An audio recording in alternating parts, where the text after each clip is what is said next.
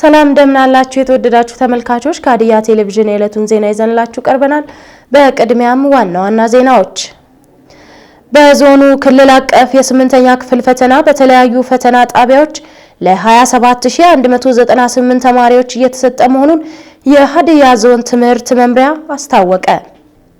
ጽዱ ንጹህ ኢትዮጵያ ፕሮግራምን በመተግበር ለዜጎች ምቹ ለጤና ተስማሚ አካባቢ መፍጠር እንደሚገባ የማዕከላዊ ኢትዮጵያ ክልል ጤና ቢሮ አስታወቀ።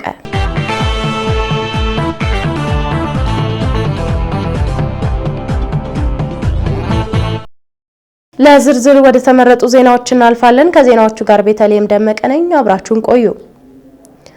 በዞኑ ክልል አቀፍ የ8ኛ ክፍል ፈተና በተለያዩ ፈተና ጣቢያዎች ለ27198 ተማሪዎች እየተሰጠ መሆኑን የሀዲያ ዞን ትምህርት መምሪያ አስታወቀ። ተጨማሪ አለ። የሀዲያ ዞን ምክትል አስተዳዳሪና የትምህርት መምሪያ ኃላፊ ዶክተር በፍቃዱ ገብረሃና የማዕከላዊ ኢትዮጵያ ክልል ምክትል ርዕሰ መስተዳድር ጽህፈት ቤት ኃላፊና የክልሉ ትምህርት ቢሮ ምክትል ኃላፊ አቶ ተሾመ ለንጃሞና ሌሎች የመንግስት የሥራ ኃላፊዎች የ8ኛ ክፍል ክልላዊ ፈተና አሰጣጥን በተለያዩ ትምህርት ቤቶች ተመልክተዋል። የሀዲያ ዞን ምክትል አስተዳዳሪና የትምህርት መምሪያ ኃላፊ ዶክተር በፍቃዱ ገብረሃና በወቅቱ እንደገለጹት በዞኑ የ8ኛ ክፍል ክልል አቀፍ ፈተና በ176 የፈተና ጣቢያዎች ለ27198 ተማሪዎች እየተሰጠ ነው። ከ1000 በላይ ፈታኞች፣ 500 ሱፐርቫይዘሮችና ከ180 በላይ የፈተና ጣቢያ ኃላፊዎችንና የጸጥታ አካላትን በማሳተፍ ፈተናው ፍጹም ሰላማዊ በሆነ መልኩ እየተሰጠ መሆኑን ተናግረዋል። የተመዘገቡ ተማሪዎች 27198 ተማሪዎች ይፈተናሉ ብለን እንጠብቃለን። ለዛ ፈተና አስፈላጊ የሆኑ የፈተና ስርጭት ሁሉም ጋር ተደርጓል ማለት ነው። ያ ማለት የጣቢያ ኃላፊዎች ተመድበው ስራቸውን ጨርሰዋል።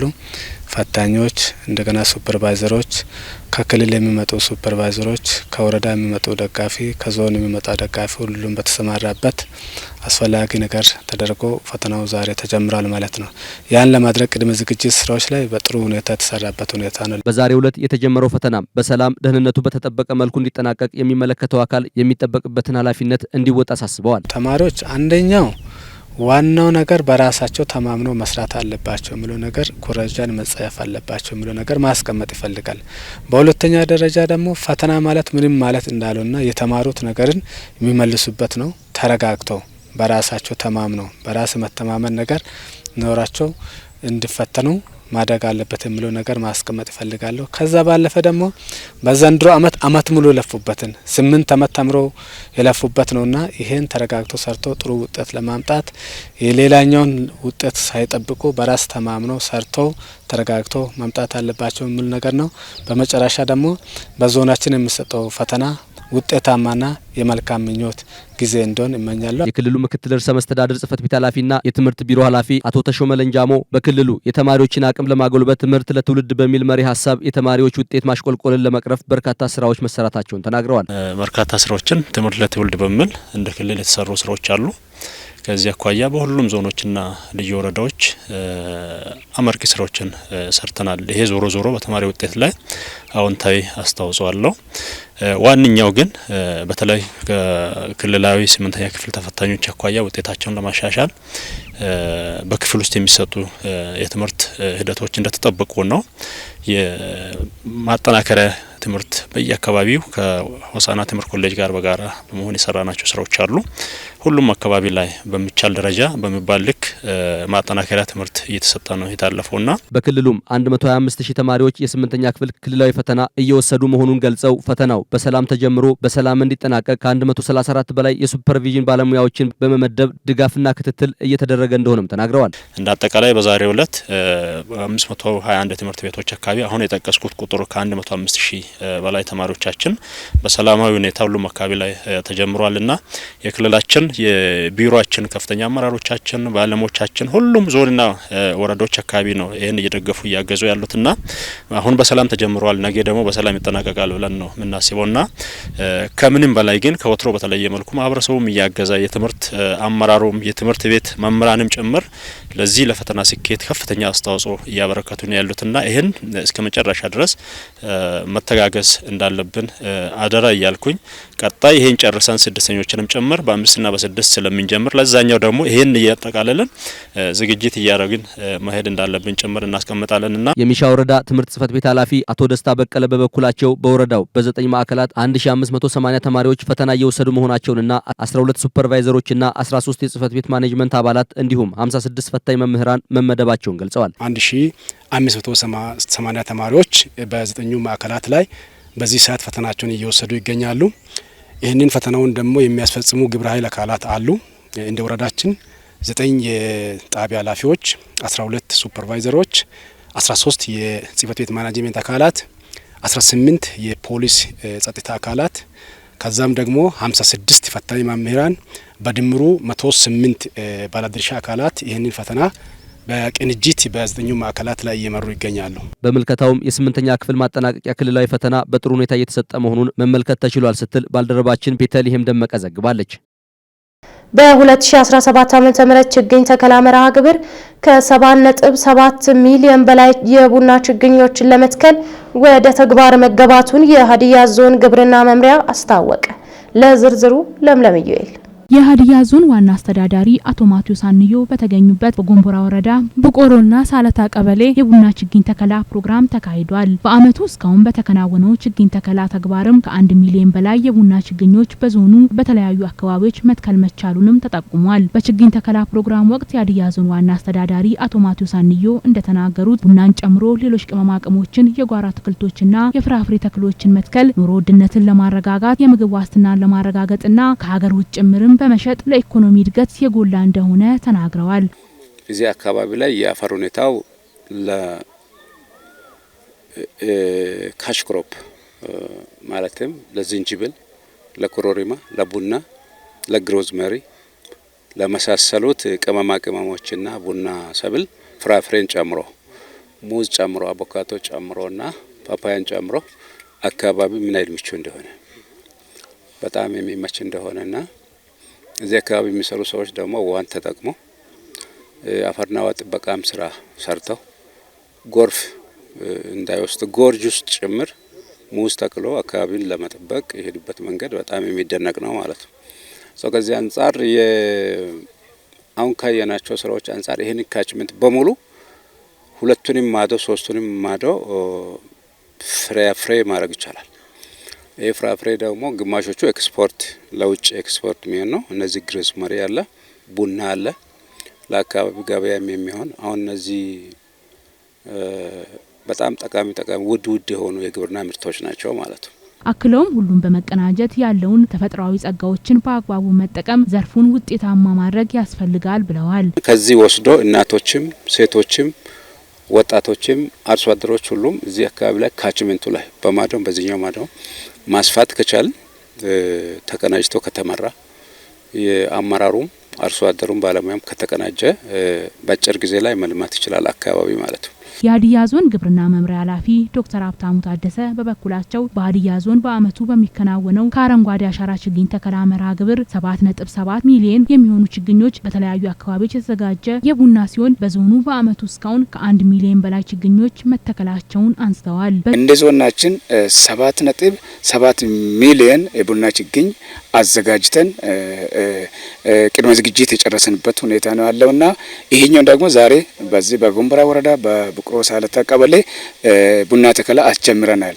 እስካሁን ድረስ ከ1 ሚሊዮን ቡና በላይ የተተከለበት ሁኔታ ነው ያለውና ይሄ ወቅት ደግሞ ቡና የሚተከልበት ወቅት ነው። ቡና የሚተከለው ሚያዝያ፣ ሰኔ፣ ሐምሌ ወራት ውስጥ ነው የሚተከለውና አርሶ አደሮቻችን ቡናን መትከል አለባቸው። በተዘጋጀው ጉድጓድ ላይ ቡና እንዲተክሉ መልእክትን እያስተላለፍኩ ይሄን ኤክስቴንሽን ስራ መስራት አለብን። ለዚህ ደግሞ ሁሉም የግብርና ባለሙያዎች ድጋፍ መስጠት አለባቸው፣ ክትትል ማድረግ አለባቸው። እነዚህ ባለሀብቶችም ደግሞ ከሚመለከታቸው ባለድርሻ አካላት ጋር ጥብቅ ግንኙነት መፍጠር አስፈላጊ ነው። ዞኑ የቡና ምርት ካለው አቅምና ኢኮኖሚ ጠቀሜታ አንጻር ሁሉም የሚመለከታቸው አካላት ትኩረት በመስጠትና በልዩ ድጋፍ ሊሰሩ ይገባል ብለዋል። የጎንቦራ ወረዳ ምክትል አስተዳዳሪና የግብርና ጽሕፈት ቤት ኃላፊ አቶ አሰፋ ባቾሬ በበኩላቸው በአመቱ በወረዳው ለችግኝ ተከላ ተከላ ከተዘጋጀው 5.9 ሚሊዮን ችግኞች 1.5 ሚሊዮን የቡና ችግኞች መሆናቸውን ተናግረዋል። የችግኝ ዝግጅቱ በግለሰብ በባህል ሀብትና በተለያዩ ድርጅቶች መከናወኑን አንስተው እስካሁን በተከናወነው የችግኝ ተከላ ፕሮግራም ከ70 ሺህ በላይ ችግኞች መትከል መቻሉን አንስተዋል። በአጠቃላይ 5.9 ሚሊዮን ችግኝ እያፈለን እንገኛለን። ከዚህም ውስጥ ወደ 1.5 ሚሊዮኑ ቡና ችግኝ ነው እያፈለን ያለ ነው። ከ5.9 1.5ቱ የቡና ችግኝ ነው እያፈለን ያለ ነው። ቀሪዎቹ የተወሰነ ወደ 40% የደን ችግኝ፣ ቀሪዎቹ ወደ 50% ወይም 60% በአጠቃላይ የፍራፍሬና የቡና ችግኝ ነው። ከዛ ውስጥ ነው 1,500,000 ቡና ነው ያልኩት። ይሄ ቡና በየት ይፈላል ከሚለው መነሻነት እንደ ጎንቦራ ወረዳ ቡና በእንደዚህ አይነት ባለሀብቶች ዛሬ ዞረን ባየነው አይነት ባለሀብቶች ኢንቨስተሮች በብዛት ይፈላል። ሌላኛው በገበሬዎች ማሰልጠኛ ማዕከል ላይ ይፈላል። በማህበረሰብ ችግኝ ጣቢያዎች ላይ ይፈላል። ሌላም ፕሮጀክት አለ SLM የሚባል ሰስተናብል ላንድ ዩዝ ማናጅመንት ፕሮግራም በሚል ፕሮጀክት ወደ 70 ሺህ ችግኝ እያፈለን እንገኛለን። ይህም ብቻ አይደለም፣ ከ73 ሺህ ችግኝ በላይ ከሌላ አካባቢ ተገዝቶ የመጣውንም ችግኝ ጭምር ተከላ ከ70 ሺህ በላይ ችግኝ የተከለንበት ሁኔታ ነው ያለውና በወረዳ ቡቆሮና ሳለታ ቀበሌ በኢንቨስትመንት የተሰማራው ባለሀብት አቶ ደመቀ ላምቤ በማሳቸው በአመቱ ከ52 ሺህ በላይ የቡና ችግኞች ለአርሶ አደሮች ለማሰራጨት መዘጋጀቱን ጠቁመው የቡና ችግኝ መትከል ዘርፈ ብዙ ጠቀሜታ በመኖሩ ሁሉም አርሶ አደር ተሳታፊ ቢሆን መልካም ነው ብለዋል። መራ የቡና ችግኝ ከጅማ በማምጣት ከአጋሮ ጅማ በማምጣት ችግኝ 52 ሺህ ችግኝ ማፍላት ጀመርን። ይሄንን በመትከልና ለራሳችን በመትከል ለአካባቢ ማህበረሰብም በመስጣት በትንሽ ዋጋ በነጻ በአይዞታ የተወሰነ 5 በነጻ ሰጥተን ሌላውን ደግሞ በግዢ እያደረገን አካባቢ ማህበረሰብን ከማንቃት አንጻር ይሄን አደረገን። ባልደረባችን አድማስ ወልዴ ዘግቧል። ተማሪዎች ፈተና በሚወስዱበት ወቅት ተረጋግተው ሊሰሩ እንደሚገባ ምክትል ርዕሰ መስተዳድር አቶ አንተነህ ፈቃዱ ገለጹ። የማዕከላዊ ኢትዮጵያ ክልል ከፍተኛ የሥራ ኃላፊዎች ክልል አቀፍ የ8ኛ ክፍል ፈተና አሰጣጥ በሆሳዕና ከተማ በየካቲት 2567 እና በዋቸሞ ሁለተኛ ደረጃ ትምህርት ቤት ተዘዋውረው ተመልክተዋል። ተጨማሪ አለ። የማዕከላዊ ኢትዮጵያ ክልል ብልጽግና ፓርቲ ቅርንጫፍ ጽህፈት ቤት ኃላፊ ዶክተር ዲላሞ ቶሬ፣ ምክትል ርዕሰ መስተዳድር የማህበራዊ ክላስተር አስተባባሪና የክልሉ ትምህርት ቢሮ ኃላፊ አቶ አንተነህ ፈቃዱ፣ የሀዲያ ዞን ምክትል አስተዳዳሪና የትምህርት መምሪያ ኃላፊ ዶክተር በፍቃዱ ገብረሃና የሆሳዕና ከተማ አስተዳደር የትምህርት ጽህፈት ቤት ኃላፊ አቶ ብርሃኑ ዱኔና ሌሎች ባለድርሻ አካላት በሆሳዕና ከተማ በሚሰጡ የ8ኛ ክፍል ክልላዊ ፈተና በተለያዩ ትምህርት ቤቶች ተዘዋውረው ምልከታ አድርገዋል። በምክትል ርዕሰ መስተዳድር የማህበራዊ ክላስተር አስተባባሪና የክልሉ ትምህርት ቢሮ ኃላፊ አቶ አንተነህ ፈቃዱ አዲሱ ስርዓተ ትምህርት ተግባራዊ ከተደረገ ወዲህ የተማሪዎችን የማለፍ ምጣኔ ለማሳደግ በርካታ ስራዎች መሰራታቸውን ተናግረዋል። በአገር አቀፍና በክልል አቀፍ ፈተና የተማሪዎችን የማለፍ ምጣኔ ለማሻሻል በርካታ ስራዎች ሰርተናል። አንድ እሱ ነው። ሁለተኛ በተለይ ተማሪዎች ከዚህ በፊት በነበረው ጊዜ ተማሪዎች በራሳቸው አቅም ወይም በራሳቸው ብቃት ብቻ ሳይሆን ከሌሎች ተማሪዎች ኮሪጀውም ሲያልፉ ነበረ። ይሄ ልምምድ ስለነበረ የፈተና አስተዳደሩ ሲስተካከል ሲለወጥ የፈተና አስተዳደሩ ሲለወጥ በርካታ ተማሪ መውደቅ ጀመረ። እንግዲህ ይህን ለማስተካከል በአዲሱ የትምህርትና ስልጠና ፖሊሲ አቋም ተወስዶ የፈተና አስተዳደር ከኩረጃ ነጻ መሆን እንዲችል በአገር አቀፍ ደረጃም በክልላችንም ተግባራዊ ተደርጓል።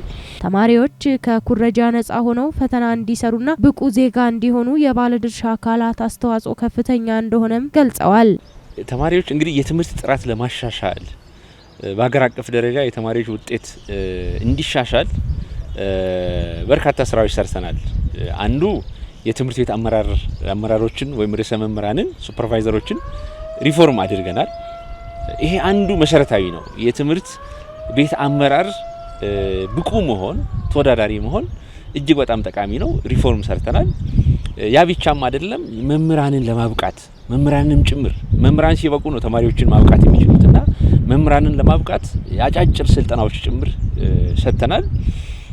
ከዛ ባሻገር በተለይም የሞዴል ፈተናዎች በክልል ደረጃ የሞዴል ፈተና ተማሪዎች እንዲፈተኑ አድርገናል በክልል ደረጃ አዘጋጅተንና ምክትል ርዕሰ መስተዳደሩ አክለውም ፈተናው ፍጹም ሰላማዊና ከኩረጃ በጸዳ መልኩ ደህንነቱ ተጠብቆ እንዲሰጥ ለፈታኞች፣ ለሱፐርቫይዘሮች፣ ለፈተና አስፈጻሚ አካላት፣ ለጸጥታ አካላትና ለሌሎች ባለድርሻ አካላት ኦሪንቴሽን መሰጠቱን ገልጸዋል። ከሐሰት ወሬ ተጠብቆ ፈተናው በጣም ደህንነቱ ተጠብቆ ተማሪዎች እንዲፈተኑ እየተደረገ ስለሆነ በሐሰት ወሬ ሳይረበሹ በራሳቸው ብቻ እንዲሰሩ ጭምር ጥሪ በዚህ አጋጣሚ ማስተላለፍ ፈልጋለሁ። ከምልከታው በኋላም የክልሉ መንግስት ዋና ተጠሪ ዶክተር ዲላሞ ኦተሬ እና ምክትል ርዕሰ መስተዳደር አቶ አንተነህ ፈቃዱ በዋቸሞ ሁለተኛ ደረጃ ትምህርት ቤት ቅጥር ግቢ ውስጥ የፍራፍሬ ችግኞችን በመትከል አሻራቸውን አሳርፈዋል።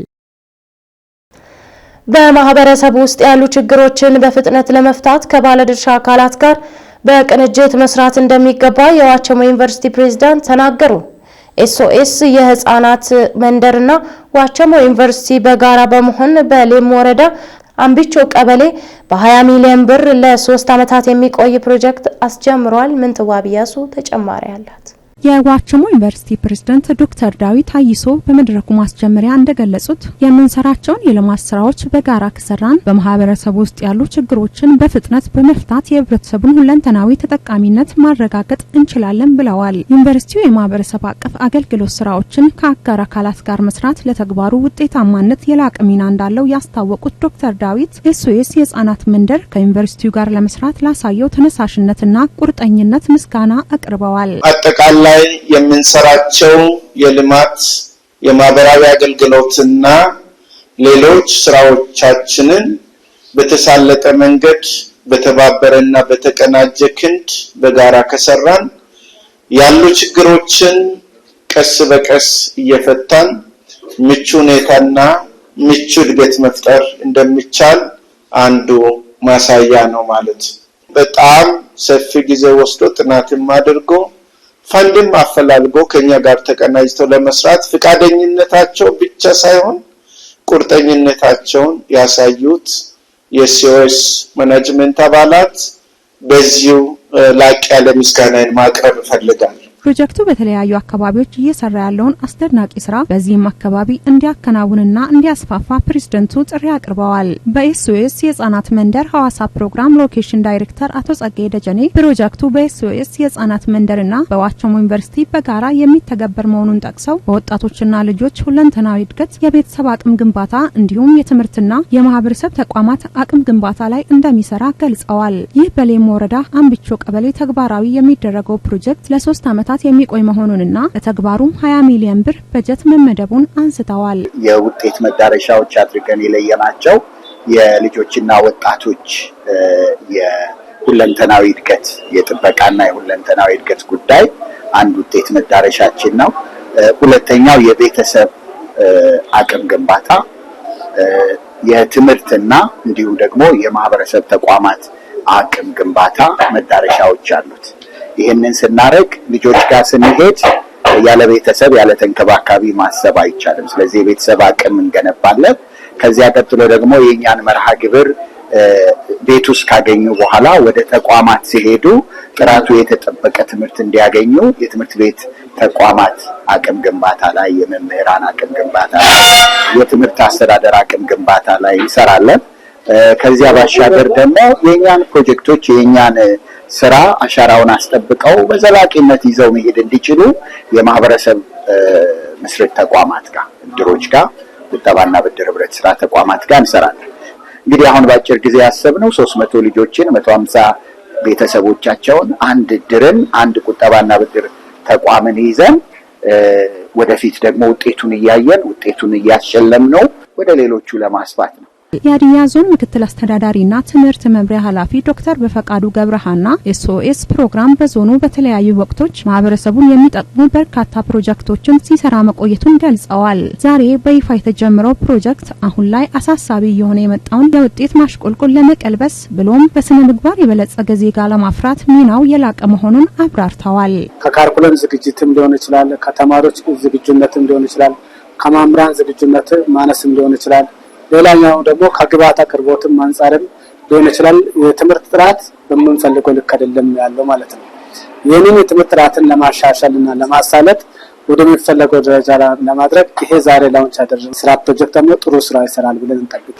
የአቅም ግንባታ ስልጠናን በመስጠት ያን ስራ ለማድረግ ያገለግላል።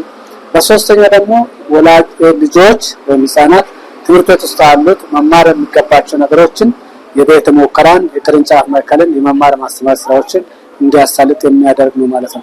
መንግስት በአካባቢው በተለያዩ የልማት ስራዎች የተሰማሩ መሰል ድርጅቶችን በሚፈልገው ሁሉ ድጋፍ እያደረገ መሆኑን ጠቅሰው ይኸው ስራ ተጠናክሮ እንደሚቀጥልም አንስተዋል። የሌሞ ወረዳ ምክትል አስተዳዳሪና የጤና ጽህፈት ቤት ኃላፊ አቶ አዲስ ይፋ ፕሮጀክቱ ለወረዳው ማህበረሰብ ግንባታ ትልቅ ፋይዳ ያለው መሆኑን ጠቅሰው በመማር ማስተማር ሂደት በትምህርት ቤት ማሻሻልና የትምህርት ጥራት ማስጠበቅ ላይ ትልቅ ለውጥ እንዲመጣ ያስችላል ብለዋል። የወረዳው መንግስት በሚያስፈልገው ሁሉ ፕሮግራሙን እንደሚደግፍም ተናግረዋል። እንደ ሌሞ ወረዳ በተለይም አንብቾ ጎዴ ትምህርት ቤትን ማዕከል አድርጎ ነው። ስለዚህ እዛ አካባቢ ላይ በተለይ መማር ማስተማር ሂደቱን የትምህርት ቤት ማሻሻል ስራ ላይ ሰፊ ስራ ይሰራሉ ብለን እንጠብቃለን። ህፃን ህይወት ላይ ይሰራል። ከህፃን በመቀጠል ወደ ቤተሰብ የቤተሰብ ህይወት ላይ ይሰራል። ከቤተሰብ ህይወት ደግሞ አለፍ ሲል ወደ ማህበረሰብ ግንባታ ላይ ነው የሚሰሩትና ከዚህ አንጻር እንደ ወረዳችን ሰፊ ስራ ይሰራል ብለን እናስባለን። በመድረኩም የኤስኦኤስ ነባራዊ ሁኔታና አዲሱን ፕሮጀክት የሚያሳይ እንዲሁም የዋቸሞ ዩኒቨርሲቲ አጠቃላይ ሁኔታ የሚያስቃኝ ሰነዶች ለውይይት ቀርበዋል። ኤስኦኤስ በዓለም አቀፍ ደረጃ በ1949 ዓ.ም ዓለም ላይ ላሉ ልጆች ሁሉ በቤተሰብ በፍቅር በሙሉ ዋስትና እንዲኖሩ ማስቻልን ዓላማ አድርጎ የተቋቋመ ፕሮጀክት መሆኑ በሰነዱ ተመላክቷል። በአሁኑ ወቅትም በ137 የዓለም ሀገራት ፕሮግራሙ ተግባራዊ እየተደረገ መሆኑንና በሀገራችን ኢትዮጵያም በ1974 ዓ.ም መጀመሩ ተጠቁሟል።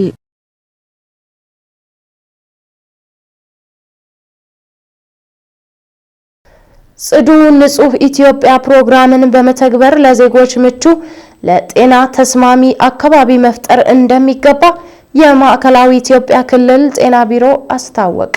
ምንተዋብ ያሱ የማዕከላዊ ኢትዮጵያ ክልል ጤና ቢሮ ከኦርቢስ ኢንተርናሽናል ጋር በመተባበር ጽዱ ንጹህ ኢትዮጵያ ፕሮግራም ማስጀመሪያ ንቅናቄ መድረክ በሀዲያ ዞን ምዕራብ ባደዋቾ ወረዳ አካሂዷል። በንቅናቄ ፕሮግራሙ ማስጀመሪያ ላይ ንግግር ያደረጉት የማዕከላዊ ኢትዮጵያ ክልል ጤና ቢሮ ምክትል ኃላፊና የጤና ፕሮግራሞች ዘርፍ ኃላፊ አቶ አሸናፊ ጴጥሮስ ኢትዮጵያ በ2030 ጽዱ ንጹህ ለኑሮ ተስማሚ አካባቢን ለመፍጠር ግብ በመጣል እየሰራች እንደሆነ በመጥቀስ ጽዱ ንጹህ ኢትዮጵያ ፕሮግራም የህጻናትን ሞት ለመቀነስ ና ተላላፊ የሆኑ በሽታዎችን ለመከላከል ትልቅ ፋይዳ ይኖረዋል ብለዋል። በመሰረታዊነት ዘላቂ የሆነ ሳኒቴሽን አገልግሎት ተግባራዊ ማድረግ አስፈላጊ መሆኑን የገለጹት አቶ አሸናፊ ጽዱ አካባቢን ለመፍጠር የሚሰሩ መጸዳጃ ቤቶች እንደ ከዚህ ቀደም ሳይሆን እጅ መታጠቢያን ጨምሮ ሌሎች መሟላት ያለባቸው ነገሮች ተሟልቶ እንደሚሰራ ገልጸዋል። በክልሉ 50 ወረዳዎች ተመርጦ እስካሁን ምዕራብ ባደዋቾን ጨምሮ በ6 ወረዳዎች ላይ ስራው ተግባራዊ እየተደረገ መሆኑን አንስተው በቀጣይ በጀት ዓመት በ3 ወረዳዎች ላይ የሚሰራ ይሆናል ብለዋል።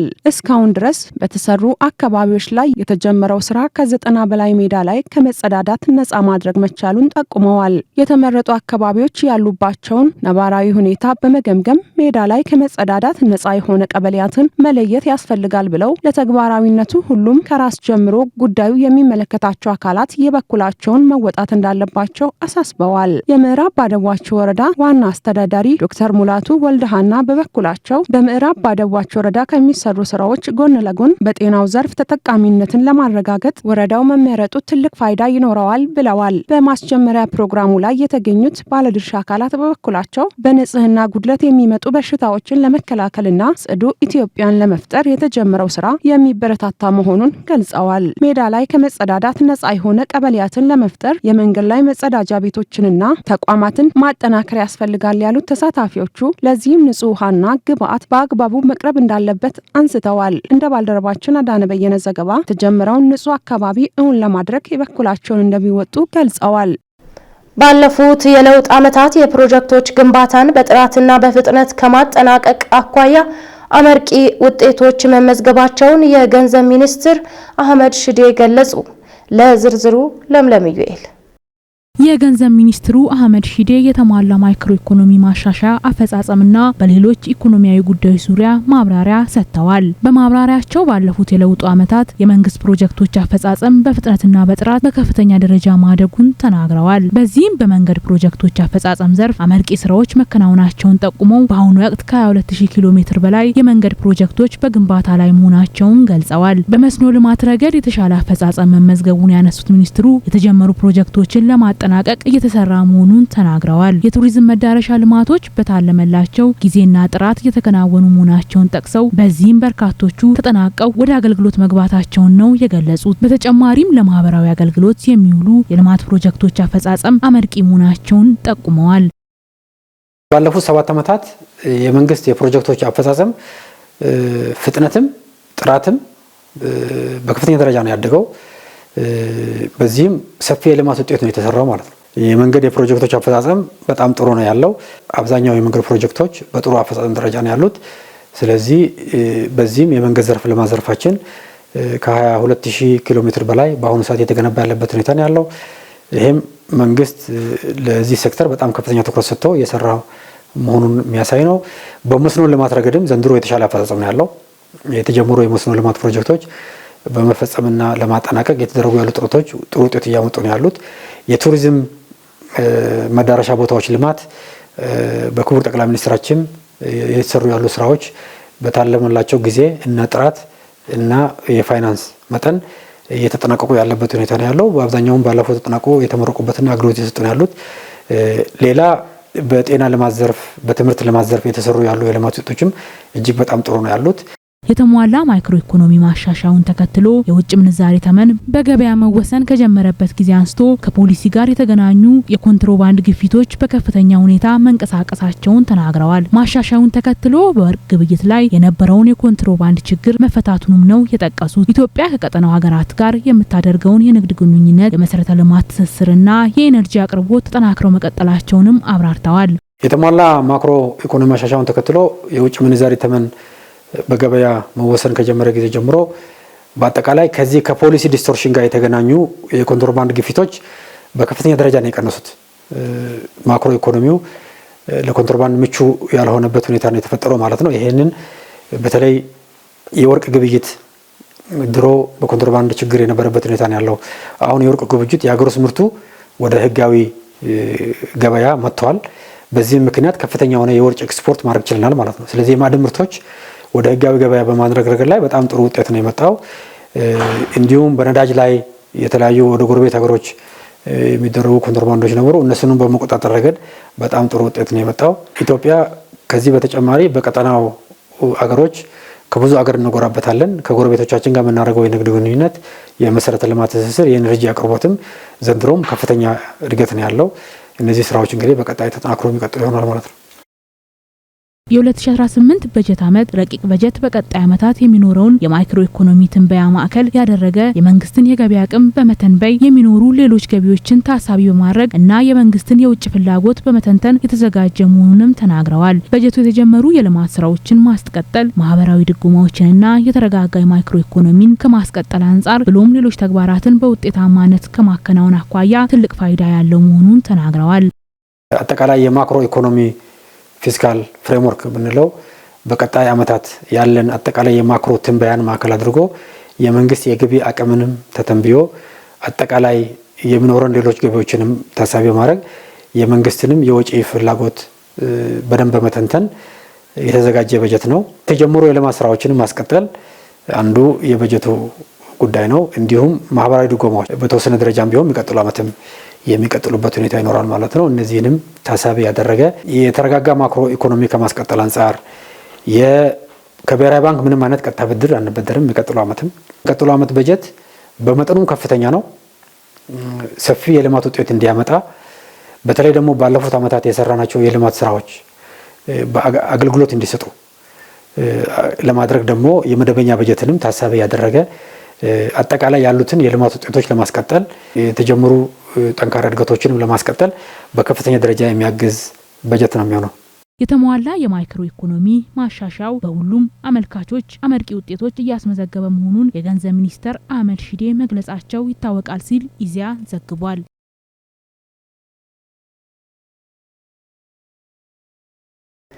ተመልካቾች ከሀዲያ ቴሌቪዥን ወደ እናንተ ሲደርስ የቆየው ዜና በዚያ በቃ።